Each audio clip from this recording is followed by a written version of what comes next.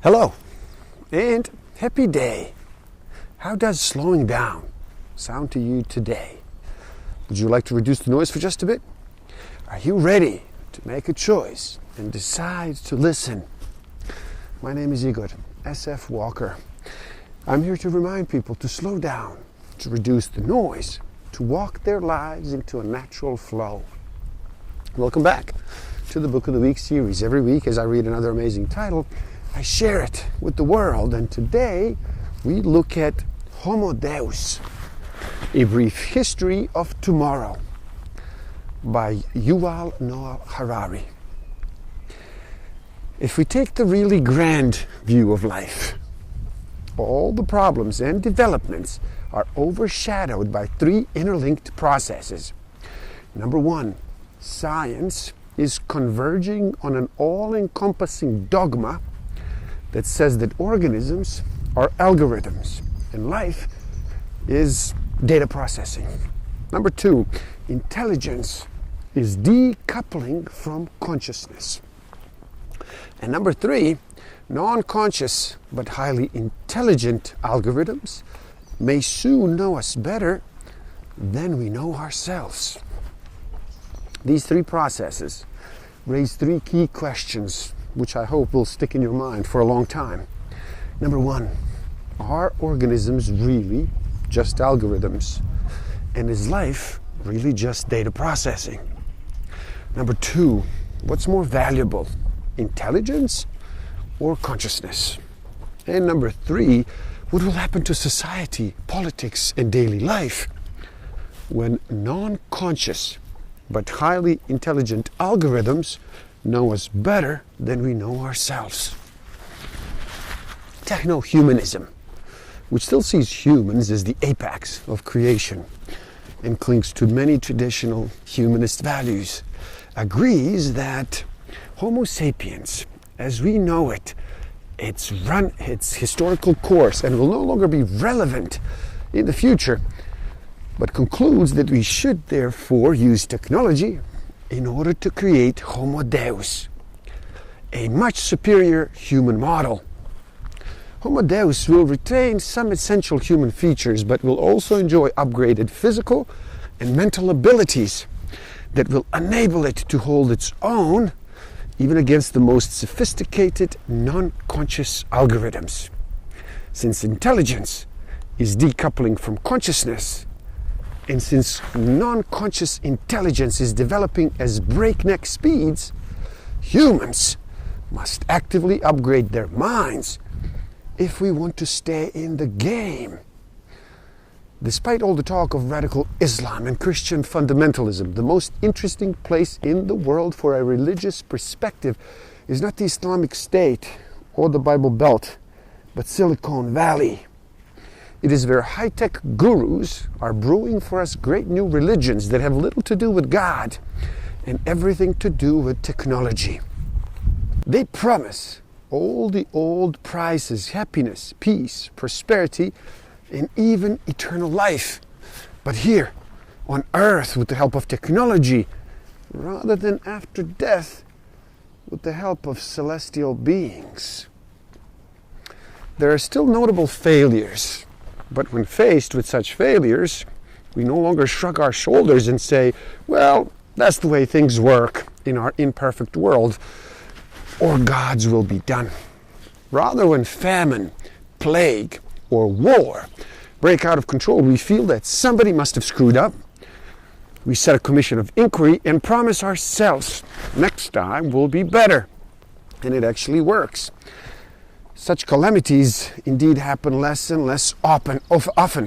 For the first time in history, people die more today from eating too much than from eating too little.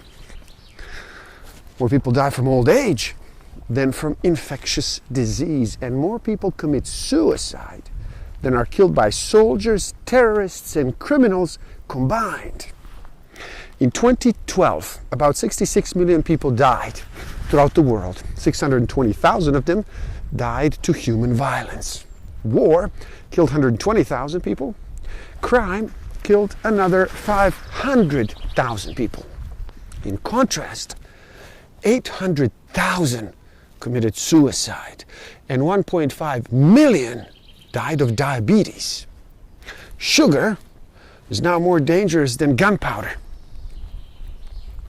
When we descend from the ethereal sphere of philosophy and observe historical realities, we find that religious stories almost always include three parts: ethical judgments, such as human life is sacred; factual statements, such as human life begins at the moment of conception; and number three, a conflation of the ethical judgment with the factual statement, resulting in practical guidelines, such as you should never allow abortion, even a single day after conception. Science has no ability to refute or corroborate the ethical judgments religions make, but scientists do have a lot to say about religious factual statements. Today, in contrast, it is very easy not to believe in God because I pay no price for my non-belief. I can be a complete atheist and still derive a very rich texture of political, moral, and aesthetical values for my inner experience. If I believe in God at all, it is my choice to believe. If my inner self tells me to believe in God, then I believe. I believe because I feel God's presence in my heart tells me He is there. But if I no longer feel God's presence, and if my heart suddenly tells me that there is no God, I will cease believing. Either way, the real source of authority is my own feelings. So even while saying that I believe in God, the truth is that I have a much stronger belief in my own inner voice. This is the paradox of historical knowledge. Knowledge that does not change behavior is useless, but knowledge that changes behavior quickly loses its relevance. The more data we have, and the better we understand history, the faster history alters its course, and the faster our knowledge becomes outdated. The glass ceiling of happiness is held in place by two stout pillars, one psychological and the other biological. Psychological level happiness depends on expectations rather than objective conditions. We don't become satisfied by living a peaceful and prosperous existence. Rather, we become satisfied when reality matches our expectations. Bad news is, as conditions improve, expectations balloon. Dramatic improvements in conditions that humankind has experienced in recent decades translates into greater expectations rather than greater contentment. If we don't do something about this, our future achievements too might leave us as dissatisfied as ever.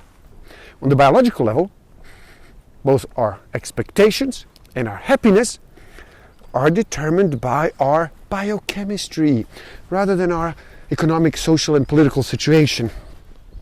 The state hopes to regulate the biochemical pursuit of happiness, separating bad manipulations from the good ones. The principle is very clear. Biochemical manipulations that strengthen political stability, social order, and economic growth are allowed and even encouraged. Manipulations that threaten stability and growth are banned. But each year, new drugs are born in the university labs, pharmaceutical companies, and even criminal organizations. And the need of the state and the market also keep changing. As the biochemical pursuit of happiness accelerates, so it will reshape politics, society, and economics, and it will become equal part and equally hard to bring it under control. Meaning is created when many people wave together a common network of stories. Why is a particular action, such as getting married in a church, fasting for Ramadan, or voting on an election date, seem meaningful to me? Well, because my parents also think it's meaningful, as do my brothers, my sisters, my neighbors, people in nearby cities, and even the residents of far-off countries. And why do all those people think it's meaningful? Because their friends, their neighbors, their brothers, their sisters also share their thinking. People constantly reinforce each other's beliefs in self-perpetuating loop, and each round of mutual confirmation tightens the web of meaning further, until we have little choice but to believe what everyone else believes. In the medieval Europe, the chief formula for knowledge was knowledge equals scriptures times logic. If people wanted to know the answer to important questions, they would read scriptures, use their logic to understand the exact meaning of the text. The scientific revolution proposed a very different formula. Knowledge equals empirical data times informatics times mathematics. Humanism offered a new thing. As humans gained confidence in themselves, new formula became experiences times sensitivity. If you wish to know the answer to any ethical question, we need to connect to our inner experiences and observe them with the utmost sensitivity. But what are experiences exactly? They're not empirical data. An experience is not made out of atoms, electric waves, proteins, or numbers. It is a subjective phenomenon made up of three main ingredients: sensations, emotions, and thoughts. At any particular moment, my experience compromises everything I sense: heat, pleasure, tension. Every emotion I feel: love, fear, anger, and whatever thoughts arise in my mind. And what is sensitivity? It means two things. Firstly, paying attention to my sensations, emotions, and thoughts. And then secondly, allowing these sensations, emotions, and thoughts to influence. You cannot experience something if you don't have the necessary sensitivity, and you cannot develop your sensitivity except by undergoing a long streak of experiences. As of early 2016, 62 richest people in the world were worth as much as the 3.6 billion people. Since the world population is over 7 billion people, it means that these 62 billionaires together hold as much as the entire bottom half of the humankind. 20th century medicine aimed to heal the sick. 21st century medicine is increasingly aiming to upgrade the healthy. Healing the sick was an egalitarian project because it assumed there's a normative standard of physical and mental health that everyone can and should enjoy. When someone fell below the norm, it was the job of the doctors to fix the problem and help him or her live the best life. In contrast, upgrading the healthy is an elitist project because it rejects the idea of a universal standard applicable to all and seeks to give some individuals an edge over others. New religions are unlikely to emerge from the caves of Afghanistan or the madrasas of the Middle East. Rather, it will emerge from the research laboratories. Just as socialism took over the world by promising salvation to steam and electricity, so in the coming decades, new techno-religions may conquer the world by promising salvation through algorithms and genes. Please, do help out. It is easy. Simply like this video so more people can enjoy it. Share it too and spread the word. Subscribe to my channel and stay up to date. And the link to this book is in the description below, so buy it and read. Never stop learning. Thank you. Love and respect.